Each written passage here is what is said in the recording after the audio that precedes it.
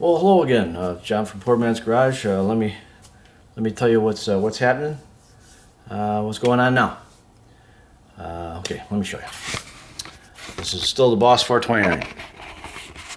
All right, so when you put in these pistons, after you put them in, you got to make sure that they move.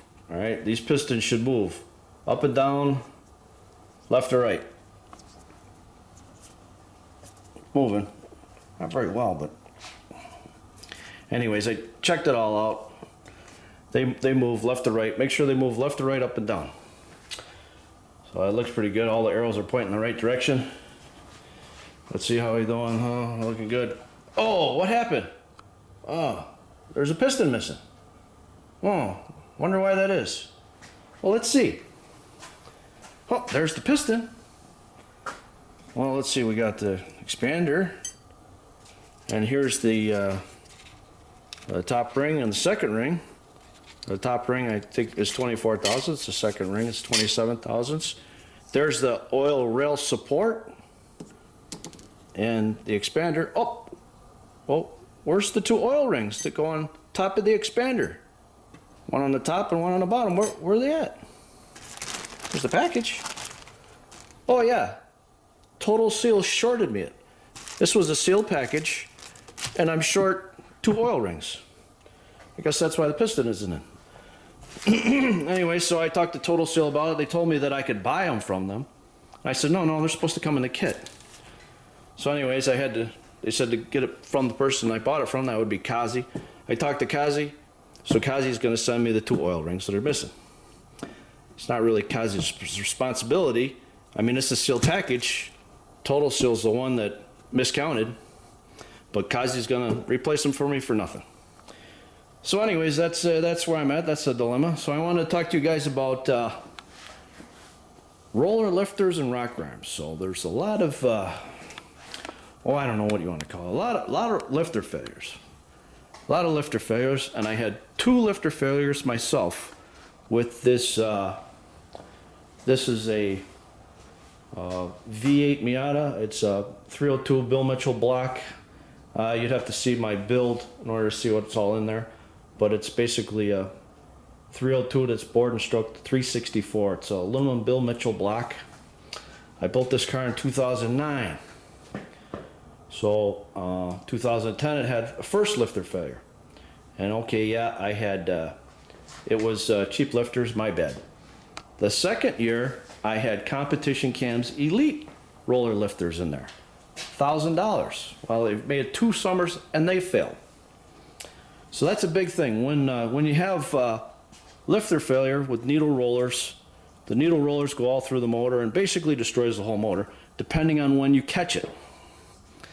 So around 2015, after I had the Elites go bad, it was around 2015, Isky came out with these. This is non-needle roller bearing rollers. So these rollers don't have any needles in them.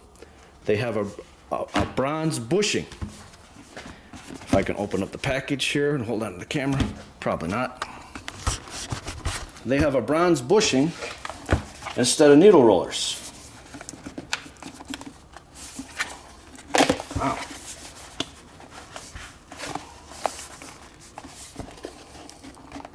Wow, the package is that's vacuum sealed. Anyway, so so the reason why I chose these for the Boss 429, there's the part number, and these are $1,400, which is crazy. The reason why I chose these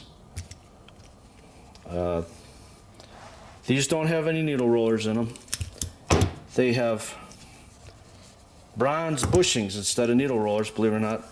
There's bronze in there instead of the needle rollers. It rides on a bronze bushing that's pushed into this roller. All right, the reason why I chose these is because this is my 8th year, 8 years on these rollers. That's the same roller as those rollers. That's been in this car for 8 years now. I checked it last year, which is a big deal to check these. In order for me to check these lifters, I got to pull the cylinder heads, I got to pull the intake manifold, because it's a 302, you can't get at the lifters. Any other engine, you get at the lifters. These, you actually have to pull the cylinder heads. I pulled them, and they look perfect. Absolutely perfect. So I put them back in, and I'm going to keep running them until they fail. If they fail. So with the new Boss 429, I chose the same thing. Isky Easy Max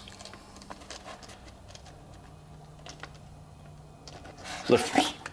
Now, I'll tell you a little deal of what I do know about lifters. This is a Qualler, okay? This was in the big block for, I don't know. It's I built it in 99, say 2000, and I pulled it apart in 2010. But it's been stored for many, many years, so maybe it really didn't see too many hours. But these are what Quallers look like, and they do have needle rollers in them. Now, when I had a lifter failure in the Mazda Miata, what I did is I went and I got these Jesels out of it. At this time, it wasn't the FR9, but it was out of the NASCAR motor. So these are Jesel. These are, they call them dog bones. These are 905 dog bones. So it's 905 in diameter, dog bone lifters. So you have to get the dog bones and you have to machine the block for these. These lifters, I think, are about $3,000 for a set. But believe it or not, this is a used set out of a NASCAR motor, which looking at it, you wouldn't even know that lifters ran. And I got it for $100 for the set, so I bought 3 sets of them. So I got $300, basically $3,000 lifters for $300. But I would have to do machining on the block in order to get them to work. But that was my plan, is I was going to machine the block for the dog bones and put in these 905 Jesels. Now, these are keyed, they call them keyed lifters. This is actually out of an FR9. This lifter, believe it or not, and if you look at this lifter, you can't tell that's ever ran. And that lifter's, it's perfect. It's perfectly smooth. It's beautiful. I would never even know that lifter was ran. And I got them for, again, like $100. But this lifter is I think it's called a 937. It's 937 in diameter. So in order to get this lifter to work in the block, you have to bore the lifter bores, and it's an aluminum block. You got to bore the lifter bores, and you got to push in these bronze bushings that are set up for this key. It's got a key on the side. That's what keeps the lifter from spinning, is the key. So in order to run these lifters, it requires $1,500 worth of machine to the aluminum block, and you got to pull it all apart. You know, so that's a lot of work. And these, you could bore the block. You don't have to push in the sleeves. You can bore the block, but it's still got to be machined. You still got to bore the block and machine it for the dog bones, which is, you know, that again, that's probably $700 or $800, maybe $1,000. This is my backup plan if these fail. But so far, these have never failed. It's been in that Mazda Miata for 8 years running, and I run the shit out of that car. I mean, that car gets driven almost daily. So now looking at these lifters, at this lifter, which is they're probably $4,000 now. And looking at this lifter, it's probably $3,000 now. And this lifter, which is $1,400. The only thing you can really see, if you look at these lifters, is these are basically all aluminum. It's got an outer housing, so it's lighter. But then if you look at the pin for the axle, you notice that the pin goes right up to the surface. And these are this one is kind of indented a little bit, so you don't quite have as much holding that pin in. It's not close to the edge like this $3,000 lifter, and it's not made out of aluminum with a steel outer shell. So obviously this one's going to be heavier than this one. But these two have needles in them. This one doesn't have a needle in it. So this is $1,400. This is back then is probably $3,000. They're probably $4,000 now. Back then these were like $3,000. Who knows how much this stuff is? It's crazy. But so that's the reason why I am running these easy rollers with the bushing style. And you know, I hear people say, oh, you know, they've had them fail. But you know what? I've never seen it. I mean, maybe other people have had it fail, but I've never seen it. But this car really is a nothing camshaft. It's only 630, 660 on the lift. So it's not nothing crazy. I mean, you shouldn't have a lifter failure with that. I consider that a very mild roller. 630, 660 on the lift. I don't know, it's 250, 260 on the duration, probably 110 degrees on the lobe separation, something like that. It's not nothing crazy. It's probably got 120 pounds of spring pressure in it, closed, nothing crazy. But yet I still had 2 lifter failures. So that's why I run these now. And until they fail, maybe I'll go to plan B or plan C. But so far, these haven't failed. I'm going to show you a lifter that I ran on a street motor for 11 years. This is a lifter I ran on a street motor for 11 years. Believe it or not, this was actually made by Comp Cams back in the early 90s, 91, 92. And I got 11 years out of them. And so I don't understand why all of a sudden I buy a competition Cams top of the line roller and I get a lifter failure after 2 summers. And these two are Qualer stainless steel rocker arms. You can't get these anymore. These have the bigger trunnions in them. You can't get this stuff anymore. This stuff's been in I don't know how many motors that these rocker arms have been in, and they're still perfectly fine, great shape. And these lifters, I had them redone and then sent back to me. I don't think I would ever use them, but 11 years I got out of them. And so I want to talk to you a little bit about rocker arms. So rocker arms, I had the same problem with rocker arms. So I don't run needle roller rocker arms anymore. I run bushing style rocker arms. So this is the rocker arms for the boss heads. So I want to explain to you about this, about rocker arms. So this is a T&D, and I don't run aluminum rocker arms, and I don't run rocker arms that have any needle rollers in them. 2 things I don't do. This is a chromoly, custom-made chromoly shaft tool steel rocker arms. And this rocker arm, believe it or not, doesn't have any needle rollers in it. Believe it or not, it's pressure fed to these bushings through the push rod. If I took this apart, you'll see there'll be a hole here, and it runs to these bushings. I do believe it's the only style rocker arm made that actually lubricates these bushings through the push rod. Believe it or not. And then it's got an oil hole here that does the needle roller. So that's the one for the exhaust because it's so small. I recognize that. This is the one because the boss head's got some really long rocker arms for the intake. Really long rocker arm. Really long. So again, it's a chromoly, steel, needleless, bushing style rocker arm. So again, there's no needles in here. It's a bushing. And the same thing, it gets fed, believe it or not, through that push rod. There's a hole that goes up and feeds these 2 bushings. And then from there, again, it goes out there.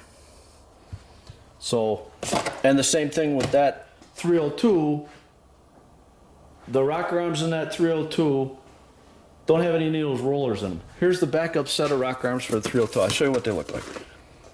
This is my old set. Just in case they go bad, which they haven't, but I put in a new set anyways. So this is the old set that I sent to T&D and had them rebuild them. Again, this is no needles in here, and you'll see that again, it's a chromoly shaft, needleless. It's got offset push rods, rocker arms. So these are all rebuilt. So when those rocker arms go, if they go, when they go, they're going to go. but I guarantee that they're not going to go for many, many, many years. And here's the thing about, I'll tell you a secret about valve lash. What I've learned about valve lash, okay? When you break in a motor, when you're first breaking a motor, when this motor's first broken in, you set the valve lash for 15 thousandths, because what happens is on your cylinder heads, the valves have to seat into the cylinder heads. The valves have to seat themselves. So believe it or not, if you set it up for 15 thousandths clearance here, when it gets hot and you're first breaking the motor, the valve lash, believe it or not, is going to get tighter. When normally it should get looser. And I'll tell you why it gets tighter. Because the valves are seating into the cylinder heads. And the push rods got to seat into the pockets on your lifters and on your rocker arms. Everything has to seat itself. But once everything seats itself, everything should stop moving. And the push rods that I use, I basically use the biggest push rod I can get. The heaviest wall, biggest push rod I can get. I think it's 180 thousandths wall push rod. Biggest one I can get. If I can get a 7/16 in there, I'm going to run a 7/16. I think the smallest one is to run a 3/8. So I think it's a 3/8 180 thousandths wall push rod. So once the motor is broken in, all the parts are seated after 1,000 miles. What you want to do is you set your valve lash basically as tight as you can get it. I shouldn't say as tight as you can get it. I set mine for a tight 5 thousandths cold. Okay? So when I put the feeler in there, it's 5 thousandths cold, tight. I have a hard time getting it in, so that when I put a 4 in there, the 4 is just snug. A tight 5. Because the tighter you have your valve lash, the less it's going to destroy everything. So if you have a big lash, it's like a hammer hitting a piece of steel. If you got a big lash, the hammer's, going like this. Now if you got a small lash, the hammer's going to go like that. So what do you think is going to damage it more? A big lash or as tight as you can get it? Obviously, the tighter the lash, the better it's possible. You don't want to burn the valves, but you want your lash as tight as possible. And the thing is when with this car, I've checked it after everything's seated. I've checked it for 5 years in a row. I set it for 5 thousandths. For 5 years in a row, it hasn't moved not even 1,000. Not even 1,000. Because everything's seated. And if something does move, and I check it in the middle of summer, I'll check it, and so far it's never moved. If it does move, then something's going on. Something's wrong. That's a red light. You got to check out what's moving. If something moves, something's failing. If it doesn't move, it's not failing. So that's my rundown. Oh wait, there's one more thing I want to show you.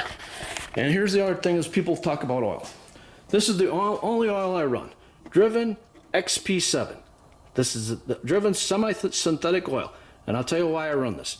I know several guys that work for Roche and Yates, and this is the only oil they use on the FR9. The old Bandon motor that used to run 9,700 RPMs, 355 cubic inches, and makes 900 plus horsepower? Yeah, that motor. The one they used to use for NASCAR. This is the only oil that they use, period. If anybody tells you anything else, I'm not even going to say anything about that. If anybody tells you anything else about the oil, they're lying. So anyways, and when you break it in, I use a BR30, driven BR30 to break it in. So that's my own personal theory. That's how I set my rocker arms. I set it for 5 thousandths tight lash, cold. And I check it every summer in the middle of summer. And I listen too. I listen to see if they get noisy. If they get noisy, that's a red light. And so far, knock on wood, they haven't moved in 5 years. Or actually 8 years. I checked it. Those lifters have been in that V8 for 8 years now. So just to let you guys know, that's the reason why I'm running the isky non-needle roller bearing rollers, and I always run steel non-needle roller bearing rocker arms, shaft rocker arms. That's it. That's all I run. I'm not going to change to anything else. It's working for me, but you got to make your own decision on that stuff. That's expensive. The custom steel rocker arms for the Boss 302 heads is about $3,000. So they're not cheap by any means.